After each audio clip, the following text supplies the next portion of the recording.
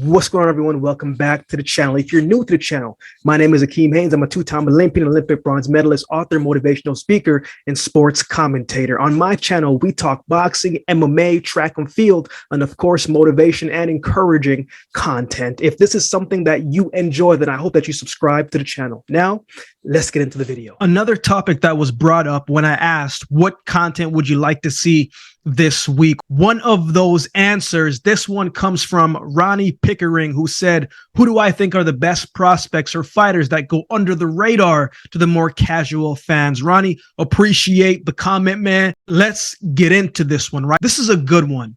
Let's get into it, right? I have about 15, 20 names that really come to mind when I think about this question, but I don't want this video to be too long, so maybe I'll do this in two parts. So this is a list of mostly young fighters and one or two that I think should get more recognition and definitely go under the radar. This is in no particular order. These are just the names that come to mind. Let's begin with Joey Spencer, right? 16 fights, 10 wins by way of knockout in the super welterweight division. He's 21 years old with big upside. He's explosive. He's a strong puncher, good combination puncher, patient. He's a solid fighter all around, and he's got a meanness and grit to him that you want to see a fighter have. And he knows how to close out the show when his opponent is hurt.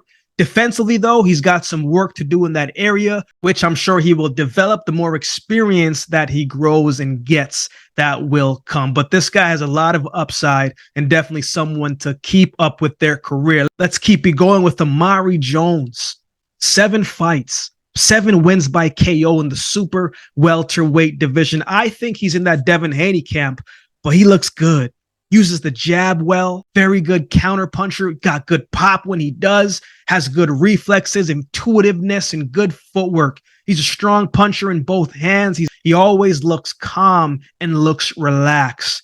Most importantly, he's hungry. Now, with the size of his wingspan, it'll be interesting to see how they use that to their advantage down the road. I mean, Devin Haney uses his wingspan and uses his jab extremely well. Amari does that as well, but it's not as consistent and as sharp of a jab as Devin Haney has developed over the years. But yeah, this is another guy to keep up with their career as well. Let's keep it going. Number 3, the other guy that comes to mind is Michael Rivera. 23 fights, 14 wins by KO in the lightweight division.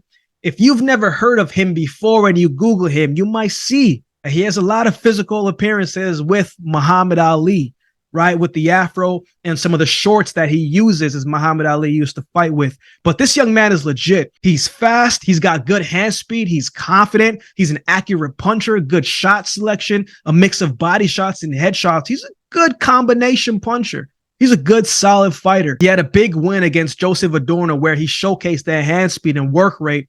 And that is what helped him win that fight by unanimous decision. But he's got a lot of potential, man. This guy's the real deal. Let's keep it going. David Morrell, the Cuban boxer, 7 fights, 6 by way of knockout in the super middleweight division.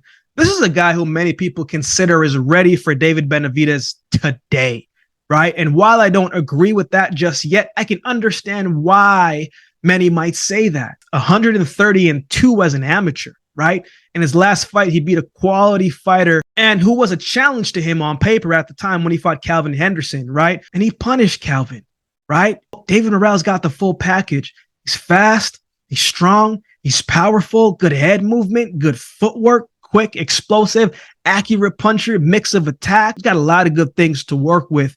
And again, I can understand why people might say he's ready for David Benavidez now, right? But I think he's a few fights away from that David Benavidez level type of fights. But I have no doubt that he'll get there, man. This is a guy that you definitely want to watch out for. He's a very exciting fighter as well. Moving on to the next fighter, someone who I think is very underrated, and that's Junto Nakatani, right? 23 wins, 18 by way of knockout in the flyweight division. He's the WBO champion, but many might not know him because most of his fights are over in Japan. Just like Naoya Inoue, right? Junto Nakatani comes from that similar cloth. This dude can fight. He looks small, but he packs a punch. Stunning shots, right? He's a pressure fighter. He mixes up his punches well. He's patient. He's accurate. This is a guy that's going to make you pay. He doesn't let you get comfortable inside the ring. His punches are coming from all over, and he's calm, right? And that's the worst part is when you're calm, and you break your opponents down, you're thinking to yourself, man, how is this guy making it look so effortlessly as he's coming towards me?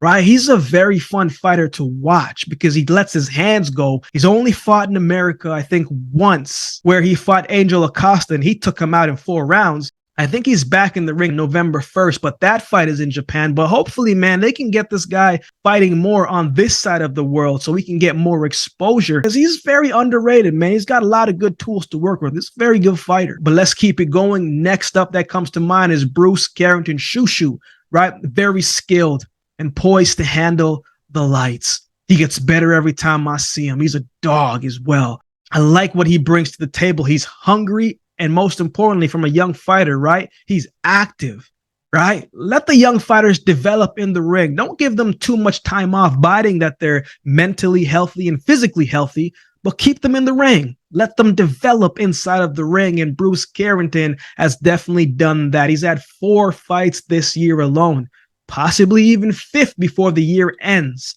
But this is a guy, man, who's got a lot of potential, a lot of upside. Let's keep it going. Troy Isley, right? He's a very good technical fighter.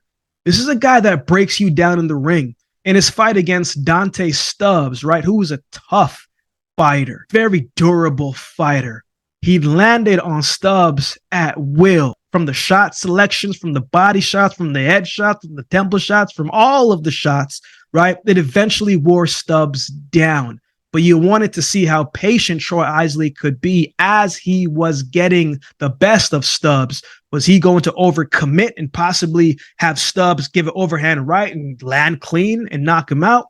Or was he going to be patient enough to bide his time and not get ahead of himself? And that's exactly what he did in that fight and strategically broke down Dante Stubbs, man. He's got a lot of skills and tools to work with. You definitely want to keep an eye out for his career as he continues to move forward. Let's keep it going. Let's do 2 more. Jahi Tucker. A few things come to mind when I think about Jahi Tucker, and that's the speed, the quickness, and the agility, right? The hand speed, the counter punching speed, his awareness in the ring, and how much he's just grown over each fight. There have been fights where I've been watching of him where he gets overconfident, lets his hands down lower than it needs to be, and is kind of taunting at will.